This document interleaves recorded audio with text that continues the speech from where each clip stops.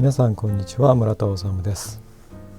今日はこの写真をもとに描いてみたいと思います。これはですね、神戸の北の坂にあります、スターバックス神戸北の異人館店というものになります。もともとね、神戸の異人館、何かアメリカの方がですね、明治40年に建築された木造建築だったんですけれども、阪神・淡路大震災の時にかなり被害を受けて、取り壊される予定だったんですが、それを、部材をですね、木材とかいろんなそれを解体保管した後で、多分スターバックスが、ここの場所に再度、再建移築という形でスタートしたということです。よくですね、このお店の前を通るんですけども、なかなか可愛いお店なので、前回もですね、以前もこのお店を描いたことがあります。その時はちょっとペンを用いて描きました。今日はですね、ペンではなくて、普通に描いてみたいと思います。はい、では描き方、この写真を見てですね、ちょっといろいろ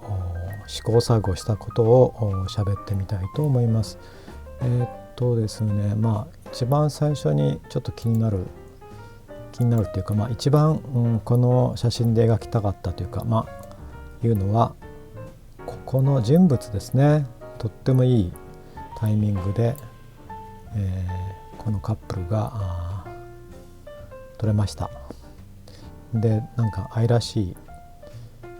ポージングなので、これが描きたくてこの写真を描いたような、この写真を水彩画にしようと思いました。で、この方たちも可愛いですよね。で、最近ですね、北の坂はアジア系の外国人の方がとても多いのでですね、もしかしたら外国人、もしかしたらというか多分、日本以外の方ではないかと思います。で、ここにもカップルがいますけど、ちょっと多すぎるのでですね、ここも人がいますよね。このまま描くとちょっと人が多すぎるので、その辺は適度省略してみたいと思います。それからちょっと描く前に気をつけたかったのは、こういう柱ですね。少し写真で撮る建築物を撮るとよくあるんですけど、傾いてますよね。このように。これはですね、ご存知の方、カメラに詳しい方ご存知の方多いと思うんですけど、レンズの確か周差って言いましたかね、レンズのいがみによって傾くので、こうしたものは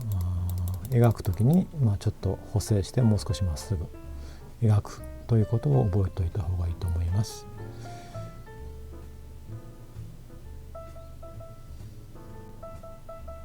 はい、それではですね、早速下書きから入ってみたいと思います。いつものようにですね、紙はある種 300g を使っています。鉛筆は 2B を使っています。下書きはですね、ほとんど書かない場合もあるし、それから丁寧に書く場合もあります。その時その時で、気分によって、書いたり書かなかったり、あと気分というかテーマですよね。はい、で、建物の場合は結構しっかり具象的に書くようにしています。はい、だいたい下書きができたところで、大きくですね、明度の差、大きい塊で捉えるという自分の意識の中に、どういうふうに塗ろうかというのをちょっと小さなスケッチで、実験しています。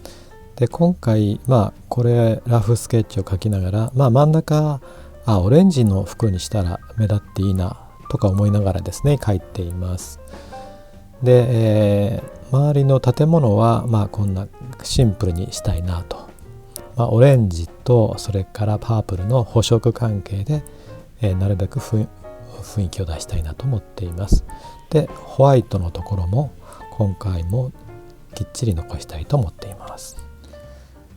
ホワイトを残そうと思っていたところですが、ちょっとあまりにも絵が寂しくなりそうなのでホワイトと書いてますけれども、オレンジ系を塗るつもりです。ラフスケッチはですね、もう一度言いますけれども、色を塗る前に全体をどのように塗るかということをなるべくシンプルにですね、予行演習して自分の頭の中に残すということ、それから色をですね、ポイントのところはこの色にしようと自分で決めるということですよね。写真のままコピーするのではないということです。ただあくまでもラフスケッチですので、実際に色を塗っている時にどんどん変更してもちろん構わないわけですよね。でこのラフスケッチ、使ってこれから塗りますけれども、塗りながらやはりちょっと変更もだいぶあるかと思います。で、ご覧のようにですね、写真と違うところは、オレンジがちょっとだいぶ加わっています。オレンジを増やして、絵全体の華やかさを上げたいということです。それから空の色もピンクっぽい色にしてますよね。この辺はちょっと実際にはどうなるでしょうか。はい、それでは塗っていきたいと思います。空がですね、ちょっとピンクだとあんまりにもちょっと違和感があるので、もう少しブルーにしました。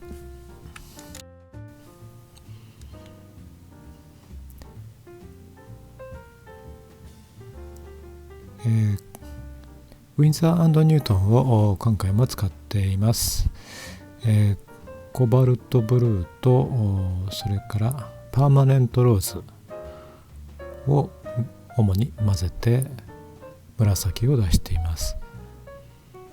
建物のですね、少し影になっている右側のところ、同じ色でどんどん塗っています。同じ色でですね塗った方が全体に統一感が出るので、あえてそうしています。で、道路のところというか歩道ですね、歩道のところローシエナ、黄色っぽい色で塗りました。それからパープルも2回目塗りをして、それからちょっと濃いめのパープルで、塗っています。これも全体を見ながら塗っています。木のとこはですね、少しバーントシエナを混ぜて茶色いっぽい色にします。で、今度窓なんですけれども、この窓がたくさんありますよね。ここをどのようにするかというのが一つの大問題なんですけど、特に洋館の場合ですね、小さな窓がいっぱいあります。で、今回はですね、ラフにさっと上げてもうしまいました。もうきちっと描く場合もあるんですけれども、それで、ちょっとパーマネントグリーンを混ぜて今塗っています。もともとこの建物の柱のところの色というか、ちょっとグリーンっぽい色ですので、パーマネントグリーンを混ぜました。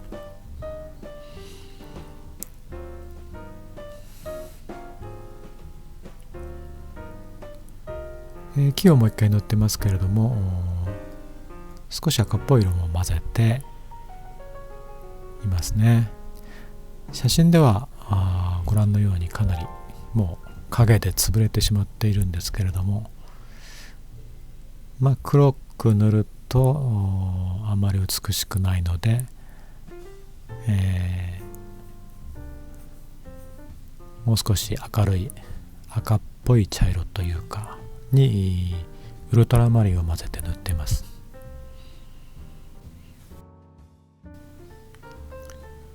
人物のところはウィンザーオレンジをメインに塗っています。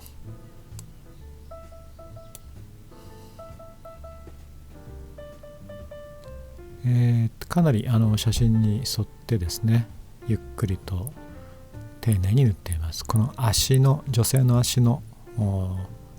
角度がちょっと可愛いので丁寧に特に塗っていますね。ここはレトロな赤いポストです。でこのポストを2人の人物が眺めているというところですね。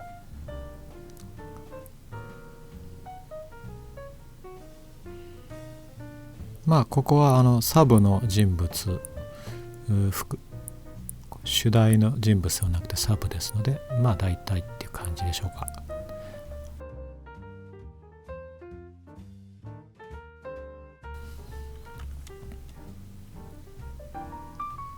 木のところ下から上に塗ってますね。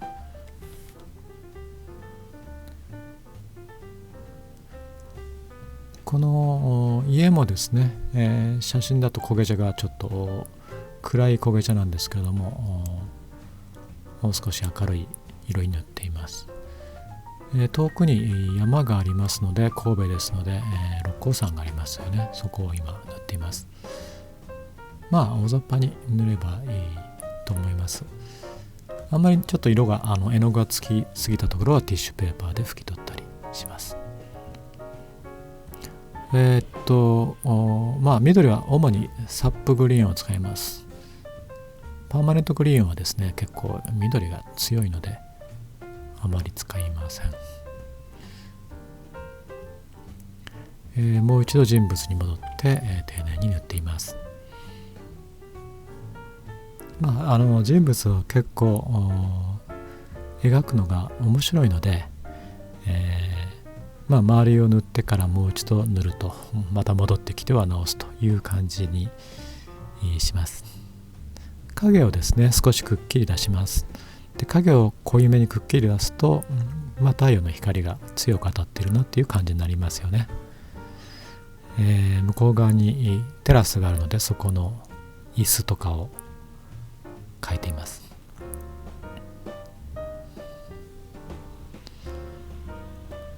ちょっと広めに目を動かして、濃いところですね、ポイントをちょこちょこと塗っています。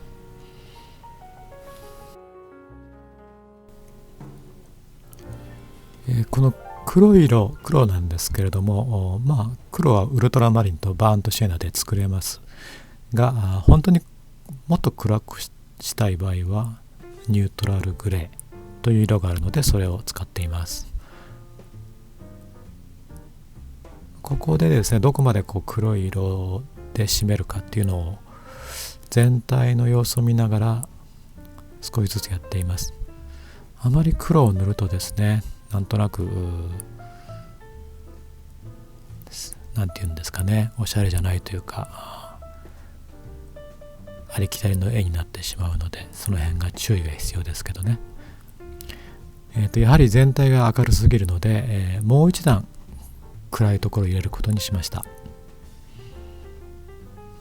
この人物の後ろからももう一段暗くすることによって人物を際立たせることにしました。写真で見るとね、もっともっと濃いんですけども、もう写真と同じようにしてしまうと、もう絵が潰れてしまいますね。水彩の良さが飛んでしまいますので、どこまで暗くするかっていうのがかなり難しいところだと思います。右側の木、写真で見るとそれほど陰影はついてないんですけれども、意図的にですね、少し影の部分薄く暗く入れてですね、立体的な木になるようにしています。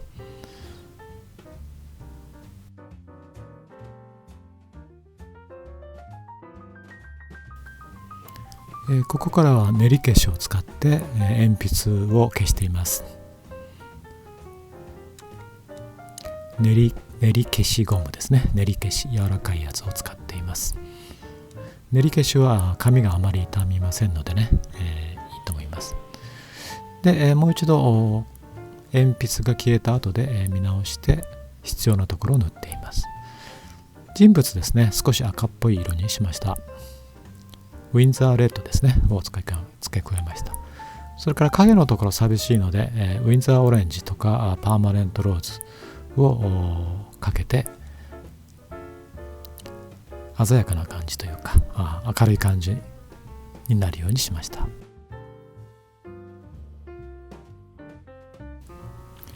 ここの人物の向こう側の建物の影ですね、少し濃すぎる感じがしたので、水をつけて柔らかく拭き取っています。それからプレートに文字をちょんと入れて、細かい椅子のところをもうちょっと加えていますね。もう本当に最後の描き込みになります。全体を見てですね、濃い色付け加えています。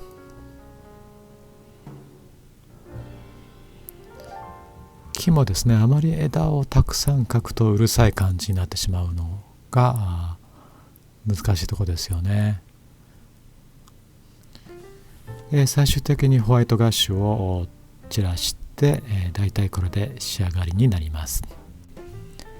こちらが最終的にきちんとしたカメラで撮影した画像になります。これが原画の色合いに一番近いと思います。どうしてもですね、